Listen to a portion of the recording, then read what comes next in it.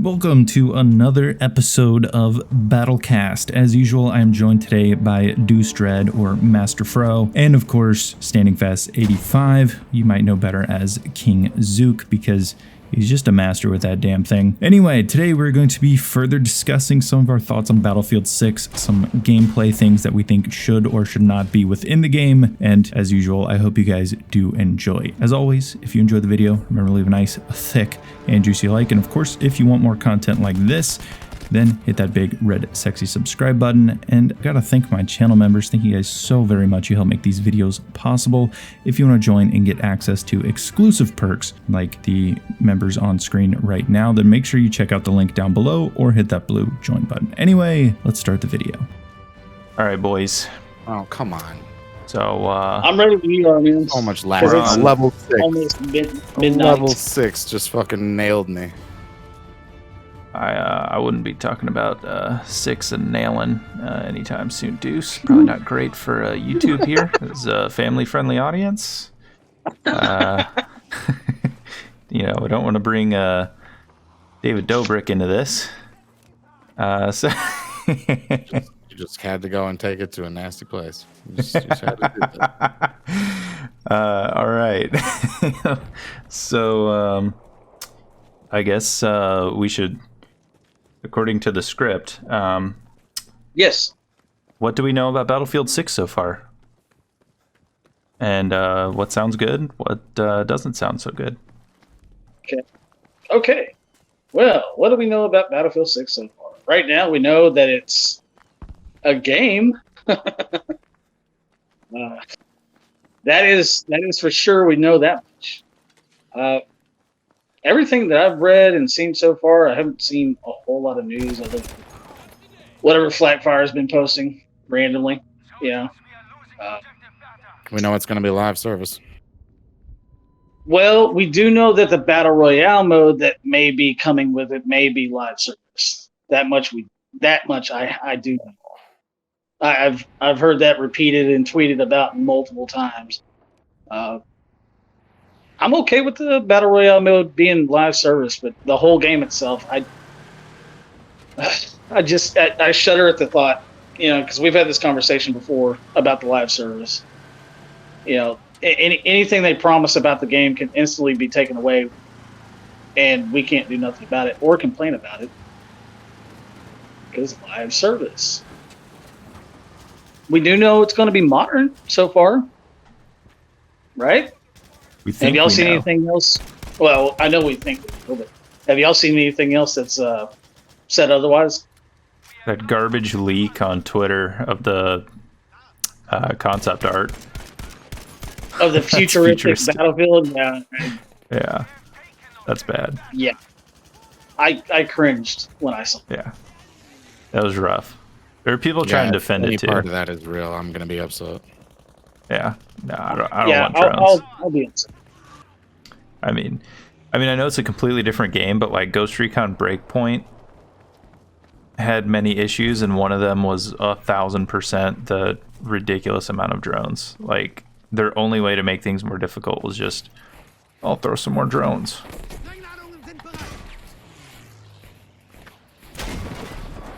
This guy just has no idea I'm here.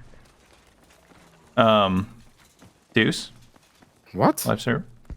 Live service? How How in do the you- world did that not just... All right, whatever. It's Battlefield 5 in a nutshell. How do you feel about it? Is it Live service. I mean, okay. So like we were saying in the last set of videos, I have no problem with them trying a live service again. They only did one shot at it, so like giving them a second chance is, you know, well within the realm of okay. I would just caution them to live up to every single promise they make this time, because people are going to try and hold them accountable as much as possible. And I think that's only fair at this point. There were a lot of promises made in the last one that did not get fulfilled in any way, shape, or form. And I know people were not happy about it. There were definitely a few things I wish were in there that I thought should have been. And they just decided, wow, what is the deal? I feel the same way. Yeah, I mean that's the people are just gonna try and hold them much more accountable this time. Is really what it comes down to. So I'm totally okay with giving them another chance on it. I just hope they realize that second chances don't come very often. Yeah. Something that add what Dredd just said too. We how do we hold them accountable? You know, to any promises that they make. I mean, it's kind of making the point like, how do you kill which is not, which is already dead? You know, like how do we hold them accountable? I mean, tweets ain't gonna do it. Battering people on the Battlefield forum won't do anything at all because that didn't work for Battlefield 5 at all. And you can't really harass the community managers because they really don't know anything anyway. They're just told what to say, and they have to basically take the brunt of the community. So how would we hold them accountable for that in the first place? Well, I mean, you got to look at the one thing that they will listen to is their pocketbooks. I think things like when they do release skins, if the game isn't up to your standards, don't buy them. If you think the live service is going poorly or you're not enjoying the game, don't play it. I know it's kind of a crappy thing to say. Obviously, you want to play it to get a feel of it. And I'm not saying don't like it, don't buy it, in the same way that Homeboy was saying last time. But more so in a way to where you're kind of voting with your wallet. Right. I guess is what I kind of mean. I don't know. I think they're going to do a live service, even though I'm kind of torn on what I think would be better. I'm kind of leaning towards premium would probably be something the community would like better. But I do think that they're going to give live service another go because for your casual player, I think it sounds better when you're comparing Call of Duty, who's going to have free post-launch content, essentially no matter what. If a game like Battlefield comes along and it looks really cool, but it has a $40 season pass to access the rest of the content, some people don't want to just jump in and take that risk because they don't know if they're going to like it or not. So I think they'll do that. I mean, if it doesn't work again, I think probably got some bigger questions to answer than what are we doing for post-launch the next game. But yeah, I mean, it really all comes down to, is it going to be up to the standards that it should and honestly could be?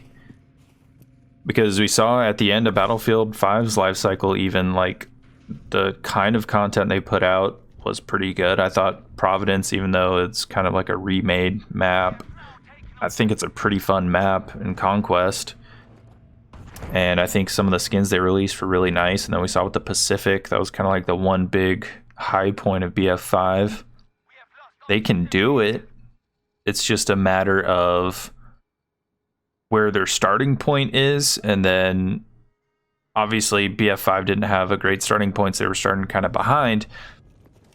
But it's not only the starting point, but how much support are they going to get after that starting point? And we saw, obviously, after the Pacific, things were going well. Then they dropped 5.2. That kind of took all that support away again. And the game just kind of crashed and died after that as far as new content and everything. We never saw another huge release until the end. They just kind of dumped everything out that they were kind of halfway through working on. It really, I think it mostly hinges on just how good the game is how well the live service will go. Yeah, you're right about that too. I remember towards the end of the live cycle, they really did just dump everything they could. I think that at that point they were just like, fuck it, we give up. We're done. There's nothing else we can do. So Yeah. have everything we had, which is why we have the Triple E skin, towards the end of the life cycle, which is just aggravating as hell. I wish they would have put that out sooner. Right. Might have saved them a little bit of heartache. Yeah, no, I think there were just so many things that could have saved them a bunch of heartache, to be honest. there were just so many poor decisions that came from upper management, it seemed. I mean, obviously, I know I'm going against Deuce's cardinal sin here, but we don't work at DICE, so we don't know exactly what was going down, but if you listen to the right kind of sources, especially if some of them are direct from the source, you can kind of get a good idea as to what was going on. And, if you got common sense, you can put together kind of what happened. Yeah. If you got common sense and you kind of know, from whispers from here or there, or you can look at tweets and figure them out however you want. You can kind of put together 2 and 2 what happened to the whole situation. Right. For sure. And obviously developers, they don't want to make a game that's not good. No one wants to make anything that's not good. I mean, I want this video to be good, obviously. I think we all do. We don't want to make a bad video.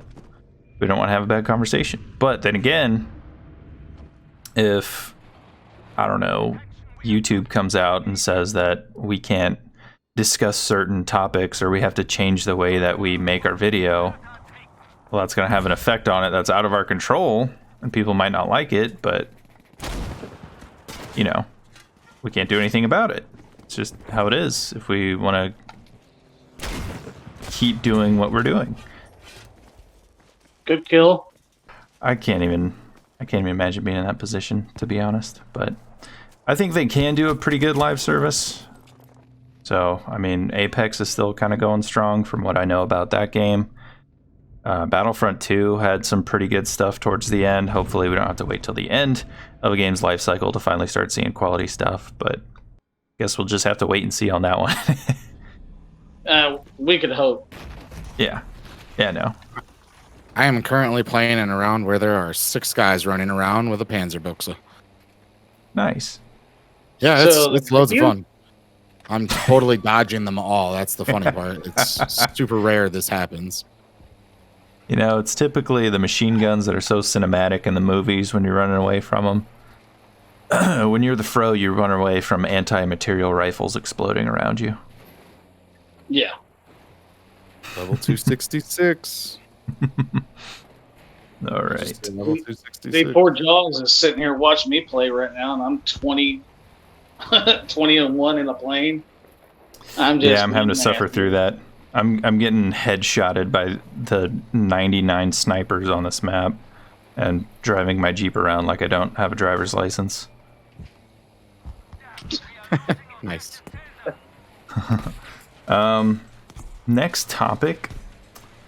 Does Battlefield feel more like COD these days? Or at least, I think this has been a criticism in the past 2 titles. Does it feel a little too much like Call of Duty, or like it's trying to be like Call of Duty in the sense of more arcadey things, a little bit more of a focus on kills and infantry play? I'd say those are kind of the major things people would talk about when discussing Battlefield's too much like Call of Duty now. Is it too focused on those things? Is it too much like the competitor Call of Duty?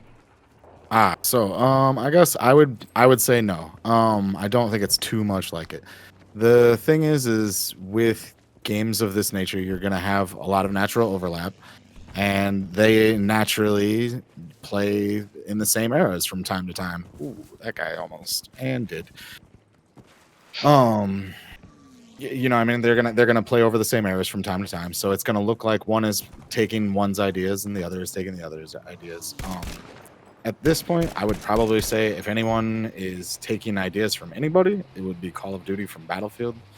They are the ones that came up with Ground War, which is clearly a really god-awful version of Conquest. With you there. In my opinion. Definitely with you on that one. But, okay. Standing. Yeah. I have to agree with Deuce on that. Definitely. I do see Call of Duty more so trying to copy Battlefield in the sense of ground war and stuff like that. But with the arcadey feel, I definitely feel like Battlefield's trying to get more into that arcadey feel that Call of Duty has. Mm-hmm. I mean, it's they always talk about play the ejected, PTF, blah, blah, blah, blah, but no one ever does. It's always about the kills. You can play a game of Battlefield and see that. And no one concentrates on the objectives. No one concentrates on anything else. They're always just, let me be this infantry guy and be this badass infantry guy and get all these kills. And that's more in line of what Call of Duty is about. You know, Call of Duty is not about it. Play one round of domination on Call of Duty, and just watch. And no one gives a shit about domination. They literally just are there to get kills.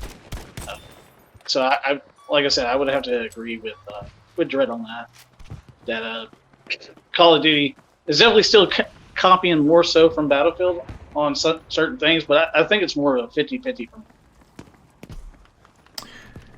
Yeah, no, I think they definitely play off of each other a lot, try to see what the other's doing well. I think we're kind of seeing that with the leaks that are going on that have to do with BF6, at least the ones that seem reputable. Obviously, we can't ever know until the game is announced and shown off what it actually is going to be, but it wouldn't surprise me if a lot of those things were true, especially regarding BR and the modern kind of setting and everything like that. I mean, after Battlefield 1 was successful, Call of Duty was like, okay, we were in the future, let's go do a World War II game to try and just capture that kind of past thing. So I think they still play off each other a lot, kind of like you guys are saying. One's going to copy the other. Ground War, terrible version of Conquest. Firestorm, obviously it came out before Warzone, but they were kind of hopping off of the FPS trends just to try and crank out a BR, it seems. Yeah. So I think we'll see more of that. I don't think it's too much like Call of Duty, though. I think there are definitely some distinctions that keep it separate from that. I think they're both along the lines of an arcade style FPS, but as long as maps like Underground or like Fort DeVoe or Lockers or anything, or Metro, even the servers that are still up for that, even those don't feel like arenas. It doesn't feel like a 6v6 map from COD. They still feel distinctly Battlefield, even though it's tight infantry only gameplay. You can really tell when you're on a Call of Duty map, like, this is a very enclosed area that is specifically designed almost like a paintball arena, just with a cool skin over it. So that's kind of how I feel about it. I really never get that kind of vibe that they're getting a little too close to each other. They have their own distinct spirit to each game, and it just comes down to which one you like, to be honest. That is going to wrap up today's episode. I hope you guys enjoyed. If you did, leave it a nice, thick, and juicy like, of course. And I will see you guys in the next episode.